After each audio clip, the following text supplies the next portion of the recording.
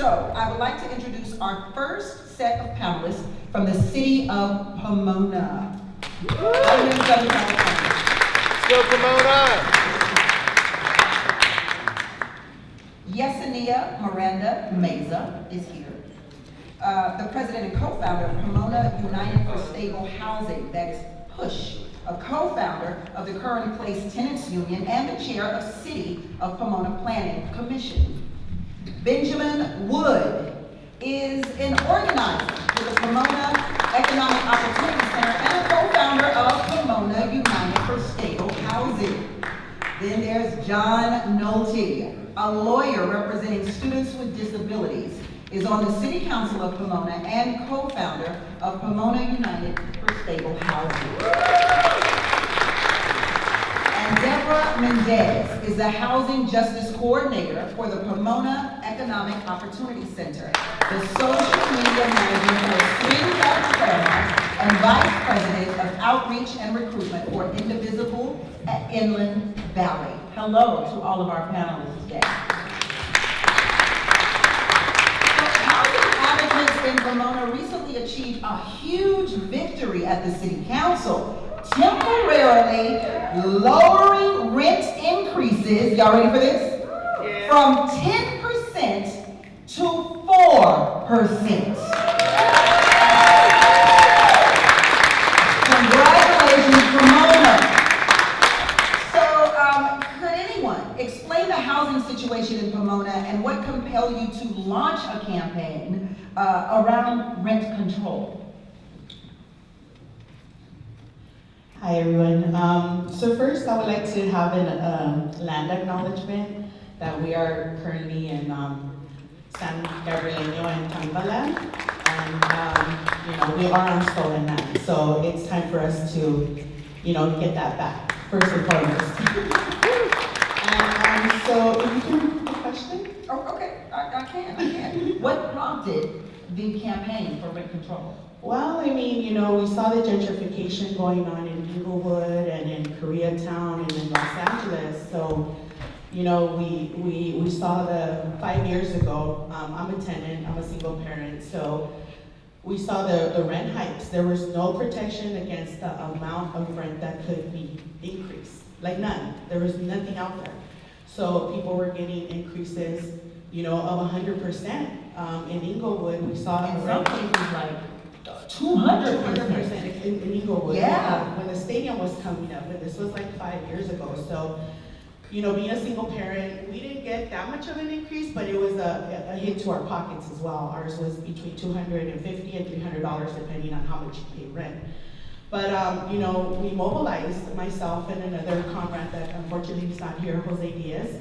We mobilized to get our tenants together, and we did. And so it sprung up from that. It sprung up from the Current Place Tenants Union, where we were able to get 24, out of the 24 units, we were able to get 20 tenants involved, and then 2 of them dropped off because they were undocumented and they were scared of retaliation, which is a real case, a real scenario in everywhere. People get scared, that INS is going to be called and stuff. So, we prepared. We've been fighting for the past 5 years, and finally, one of the key points is that we were able to get John Nolte into council to champion this for us in the council. So from there, we started our movement, and we went on and started fighting for tenant rights, tenant protections. And right now, with the rent increases going up to 10%, we saw the urgency. We did a lot of actions. There was a lot of work involved, and so with that came our victory. So, well, thanks for the work, Benjamin. Benjamin is not Mike. We did all that.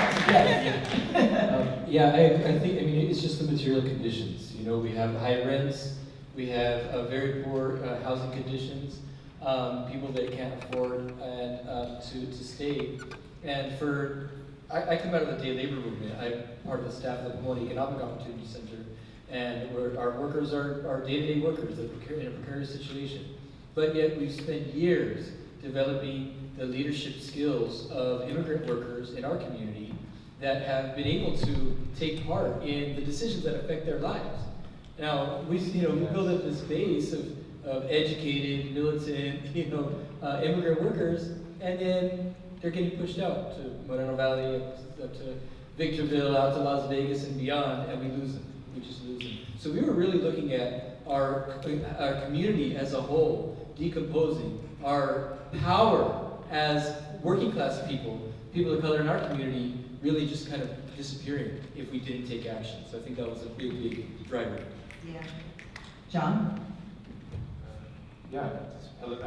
So I agree with everything they've said. I think that rent control is kind of the baseline of what you need in a community to stabilize it, so that you can do anything else that you want to do. Just like what Ben was saying, there has to be people. I always think like Pomona is not a geographic area. It's people. It's the people that live there. And if you push those people out, it's not the same Pomona anymore. It's a different one. And we love the community the way that it is. I mean, clearly things will change, right? But we want to stabilize a working class community, a community that has a spirit of activism, a community that's been on the forefront of a lot of social changes in the valley where we live and in the Inland Empire region.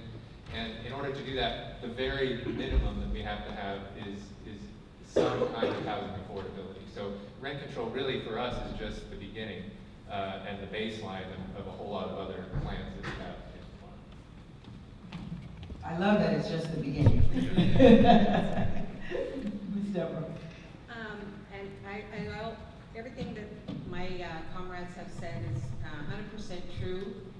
100% true. But I think that we also need to recognize that we were in a pandemic when this all happened. And that's where the emergency is.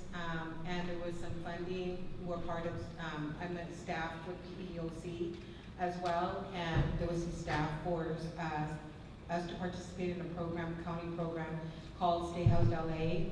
And that gave us some money so we could get on the ground and actually get the community involved. And that's what it takes to change, is we were able to give them stories, the city council and the mayor listen to people. And like we say, it's all about people and saving our community and putting value in that instead of profits. I'm glad you mentioned some strategies that you use to help you get there. I want to talk a little bit more about those strategies. So can you explain what opposition you faced after launching the campaign? Well, I mean, there was some opposition. Mainly, council being afraid that, development, the same lines, right? That development it's gonna cause a blow to development, and people aren't gonna want to come to the city and develop because now you're a rent control city, and that was one of the main opposition that we had on the mayor's part and some of the council members. And so originally our ordinance was for 3%, but one of the council members was like, no, we want it at 5%, and we had to fight for the 4% actually, so. Some of the landlords did organize and go to the council meetings and spoke against us, but again, it was just not adequate enough to show their need versus the tenants' needs, right? The tenants, it's like, we're in horrible conditions, I'm getting kicked out, I'm getting evicted, I don't have an attorney. It's like all this 80% bad, and then the landlords is like, 20%, oh, we're losing money. When we don't even have money, right? So, go ahead, if you guys. Yeah, I think that, I would say there's two just strategically push. Pomona United for Stable Housing was formed in 2017, so it's been around 5 years. We tried twice or 3 times to put it on the ballot. So we spent a year just developing a really solid ordinance, basing it on examples from Santa Monica and Richmond and other Culver City, but although Culver City wasn't that great. So we were more like looking at the stronger ordinances in the state, and we built this really strong 60-page ordinance. We put in a tenant opportunity to purchase that we pulled out of Washington, D.C. And then we tried to get that on the ballot. And we were green in that respect, so we just didn't make it. Like, we tried to do it with volunteers, and I don't know, there has been success with that, but we really just struggled to get the amount of signatures that we needed. And then COVID hit in our third try. We tried a mail-in campaign. So it was in the air in the community for a long time, and meanwhile, you know, push members and tenants would go to the council fairly frequently and just, you know, accuse them of what they deserve to be accused of, which was doing nothing for tenants for years and years and years. And then when I got on the council,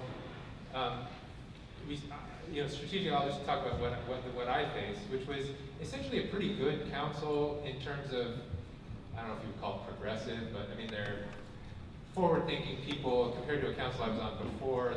You could work with them. But I was bringing to them this ordinance essentially that Push had created for the ballot initiative, and I think what I would say is it was just too complicated for them to understand. I mean, that sounds terrible. I mean, it wasn't too complicated for them to understand, but they just wouldn't do it. Like, they wouldn't, it was very comprehensive. There was a lot of stuff in there that it scared the council, it scared the city attorney. They thought, they wanted something simpler. And meanwhile, there were other, Culver City, Santa Ana were doing ordinances that were simpler, not nearly as strong. And at some point, it just occurred to me and a few others that, like, we're facing an urgent situation. We just need to get something in place. Like, August 1st, the rents were going to be able to be raised to 10% because inflation was so high. And so we just switched gears and decided, okay, let's call this an emergency because it was. Let's put in an emergency ordinance, and then that will be in place, and then that sort of puts a framework on the need to get a final ordinance in place. And during that period of time, we'll have this victory, and then we can move with that victory into getting a stronger ordinance. So that's how it's working. Right now we're in that period, that interim period between the passing of the emergency ordinance and trying to now push the council, push the city attorney to do this permanent ordinance that will be much more robust. Just from a council perspective, the role of the city attorney is something that I didn't realize was going to be so important, so you may want to think about that from cities that you're in. That the city attorney ends up drafting the ordinance, and so, and then in our city, we have this long tradition of the council deferring to the city attorney in her opinion. So getting her kind of to wrap her head around things, her to draft what needs to be drafted, and then if she can say that it will survive litigation, then I believe that the council will support it. So that's kind of where we're moving at right now.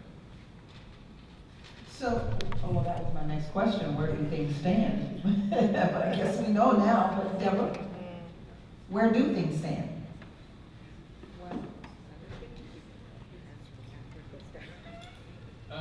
Sure. So where things stand is, let's be real. Like, we passed ordinance in August, and then whenever you pass something, all these activists will know it like deflates immediately afterward, right? So the council feels like it kind of did something. It was like this big thing, and then they move on to other things, right? So we're in the point right now where we've got to raise up the issue again. The mayor and the council, basically those who voted for it, was a 5-2 vote, committed essentially within 90 days was what they said to pass a permanent ordinance.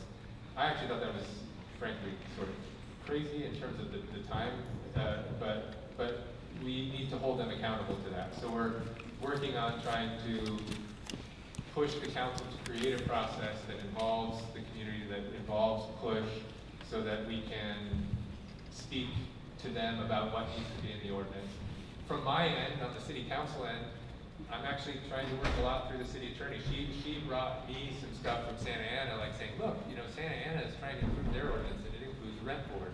And I was like, yeah, see, like even cities that passed weaker ordinances are realizing that to actually enforce them, you have to have this infrastructure. So she's starting to come around. So on that side, I'm trying to work there, and then, you know, the activism side is trying to push the other council members, push to keep the issue up in the city. So that's, you know, what we're working on. If I may add as well, there have been so many illegal rent increases that we now are keeping data on. So because this ordinance was passed, we're able to have all the landlords' data and, you know, and start a registry along with the city in order to hold these landlords accountable for what they're doing. Because yes, AB 1482 is out, which is the rent cap of 2019, but there's no accountability. These landlords are getting away with 13%, you know, 20%, in some cases, 25%, 30% increases. And since the tenants don't know their rights, they go ahead and pay it, right? Well, it's not as bad as LA, so let me go ahead and pay it. You know what I mean? So it's like, but no, you know, we're there to hold these people accountable. And if I may say as well, like, in your organizations and in your capacity, don't be afraid to hold the council members accountable. Like, shame them, you know? Let them know, like in our case, it was 2 council members that voted no, right? So, of course we call them out. You know, we call them out on social media, we call them out on every platform there is. So people know come their election time, you're not for the people and you're not doing what you're saying you're gonna do. So that's another strategic way to, you know, get this movement done. Call me on the radio, let me know. I'll tell them. I'll tell them. Benjamin? Did you want to? I think right now the word is infrastructure, right? We're pushing the city to build an infrastructure to deal with enforcing this ordinance, to have a process where the tenants can file their petitions, where they can get inspections, and, you know, all the things that they need on the city side. And on our side, we're struggling actually right now to build up the infrastructure of our organization. So we can take the outreach and the publicity into our own hands, and we don't have to wait for the city to have money or whatever. And we can, you know, guide people through that petition process. We can, you know, do the data gathering and potentially, you know, file lawsuits against these landlords. There's a provision that says that if you violate it, you can get fined $1,000. Right now, we still have the courts as our only method of recourse for that, which is maybe where a, you know, rent board can come in. But, you know, to do that, we have to basically have an organizational capacity to be able to, you know, organize plaintiffs for a class action. Because, you know, an attorney's not going to take a $1,000 case. We got to be realistic too. So before we let you all go, I do want to ask a follow-up question for some people who may be wondering. How do we know as tenants if they are raising the rent illegally, percentage-wise? How would we know that? That's math. we haven't actually done trainings with our push. We call them our push militants to figure out how much the rent increase is. You know, you just subtract and then divide, figure out if it's 4% or. Well, what I guess I'm really asking is, let's say it's illegal to raise the rent 5%, and our rent is raised 5%. How do we know it is illegal and now we should go and say, hey, to our landlord, this is illegal, you can't raise my rent 5%. How do we know that it is illegal and what percentage is illegal? That's the question. That's the huge problem that we're dealing with, right? Because if there's no advocacy group such as PUSH or Santa Ana Tenants Union or Long Beach or Pasadena, there's nobody getting the word out, right? And this is why it's so important for, you know, like Ben said, we're struggling, you know, we're a grassroots organization and we're running on pennies. So is there someone we can go to? Like, They basically have to come to us because, you know, because of Costa-Hawkins, it only applies to buildings before 1995. And, you know, actually our analysis of it is also applies to accessory dwelling units and whatnot too. So we kind of have to guide them through that, you know, figuring out how old the building is, and doing that math for them. And usually we also have to do that. And so we can go to PUSH. Oh yeah. Well, yeah, if you're in Pomona, but you could go to the Board of Supervisors, LA County Board of Supervisors, and that's where it has, you know, the moratorium, if it's what it's going to be out, you know, on December 31st. But yeah, that's what we need to know. Board of Supervisors. Thank you so much, everyone. Oh, I'm sorry, The only thing I'd like to mention, if you're in LA County, We do have State House LA. We do have workshops pretty much every day of the week so that tenants can know their rights. The first line of defense is knowing your rights, so you know what is legal and what is illegal. And that's what we do is that's part of our outreach, is to make sure that our tenants know their rights. Then they know their resources, which PUSH is one of the resources in the city of Pomona. We have office hours, we help them navigate through this whole system, identify if something's illegal, and then we assist them with writing a letter to their landlord. That's how we have Thank been. you. And where is that again? Once more for everyone. StayHouseLA.org. StateHouseLA.org. You got it? StayHouseLA.org. StateHouseLA.org. It's stayed, we want people to stay. I'm saying it wrong? Stay. Stayed, with E-D. S-T-A-Y-E-D. Oh, stayed. S-T-A-Y-E-D. Oh, no, what? That's wrong too? No, stay housed, stay housed. Oh, stay housed. Stay housed. STAYHOUSED. State house. Okay. And the board of supervisors. I'm just up here giving all kind of wrong information. Stayhoused.org and the board. Is there a long list of wait to get on? Or is that something that you can just go into the office and you need help right away, or is there a waiting list? Well, for attorneys, that's a problem. If you're getting evicted, that's a problem. We do have an issue with the attorney portion of it, but you can always sign up for a workshop, and the workshops are normally handled with an attorney. So with PUSH, you can just walk into to our office hours and we'll be able to assist you. And that's in Pomona. And just log on to stayhouse.org for more information. Yes. Thank you so much. Come on.